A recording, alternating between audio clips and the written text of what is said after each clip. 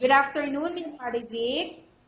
Good afternoon po, ma'am. Okay, Miss Marivic, can you tell me about yourself?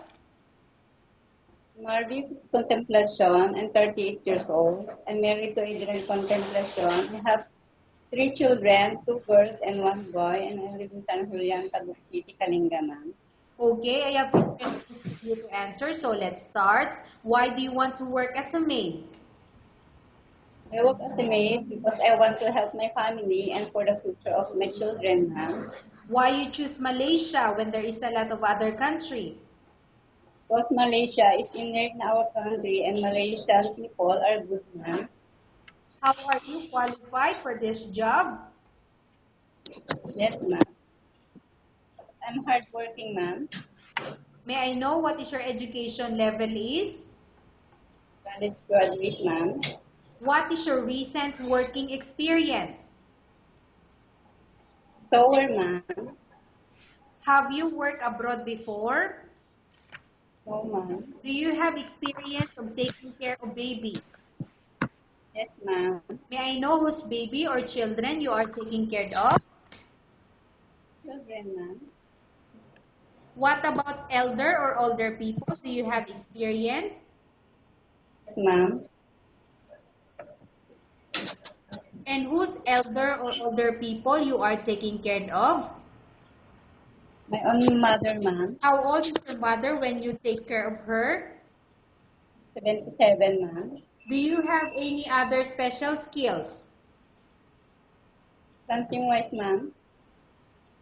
Okay, so aside from that, do you have any other special skills? Sower, ma'am. Okay, aside from sewer, what else special skills do you have? Cooking, cleaning, ma'am. Are you willing to learn new skills? Yes, ma'am. Are you willing to work with a family where the mother-in-law or any relatives stay together? Ma'am. Miss Marivi, can you answer? Are you willing to work with a family where the mother-in-law or any relatives stay together? Yes, ma'am. Currently, are you still working now? No, ma'am. Do you know how to cook? Yes, ma'am. What sort of food can you cook? Filipino dish, ma'am. Can you tell me what Filipino food or dishes that you can cook? Pinakbet, adobo, tinola, sinigang, ma'am. Are you aware that you will have to do washing, cleaning, ironing, and cooking? Yes, ma'am. From all the house chores or household work such as cooking, cleaning, ironing, and washing, which do you like most? Cleaning, ma'am. If ever you were selected to work in Malaysia, who will take care of your kids? My husband, ma'am. You are not allowed to use handphone during working hours. Yes, ma'am. You are only allowed to use handphone after you finish all the works and when going to bed. Ma'am. Miss Marivic, you are only allowed to use handphone after you finish all the works and when going to bed. Yes, ma'am. You are strictly needed to surrender the handphone to your employer in the morning and your employer will return back to you once you're going to bed. Yes, ma'am. If ever your employer finds out that you're abusing your handphone and it's affected your work performance, your employer will confiscate your handphone and you're not allowed to hold it anymore. Instead, your employer will allow you to call to your family 3 times in a month. You're only allowed to bring normal phone and you're not allowed to bring smartphone. Are you agreed for the terms and condition? Yes, ma'am. Are you agreed to the rules and regulation for the handphone? Yes, ma'am. How many years is the contract as you agreed and understand? 2 years, ma'am. Can you describe for me your ethics or your attitude? I'm hardworking, ma'am. How can you assure to us that you will work hard in Malaysia? I'm kind, ma'am, and honest. Okay. Can you promise not to use the telephone without the permission of your employer? Yes, ma'am. Can you promise not to put on makeup but to dress properly while work? Yes, ma'am. Can you promise not to invite friends and relatives without the consent of your employer? Yes, ma'am. Can you promise not to ask for advance salary from your employer under any circumstances? Yes, ma'am. Do you really understand of the rules and regulation of the agency? Yes, ma'am. Do you pay any placement fee for you to come to Malaysia to work as a maid? No, ma'am. Do you have any history of sickness, example breast cancer or any other illness? None, ma'am. Do you suffer from any skin diseases, allergy or physical defect? None, ma'am. Have you suffered from any serious illness? No, ma'am. Do you smoke? No, ma'am.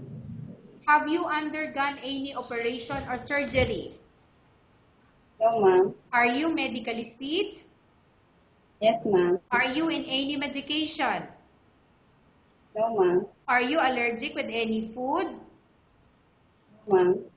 Are you prepared to work for the employer of any race?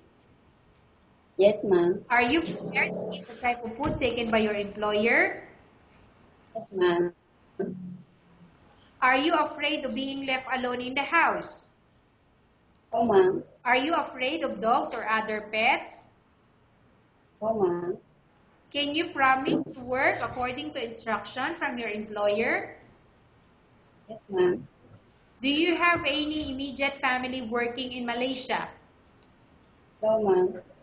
Okay, Miss Marivic, we have finished our question section. Let's go to case study. I have a case study for you and I want you to answer me truthfully. Upon arrival in Malaysia within 6 months, if ever any of your family members pass away, what will you do? Will you continue to work till finish your contract or you will go back? If my employer will allow me to go back, I will, ma'am. If will not, I will continue my contract, ma'am.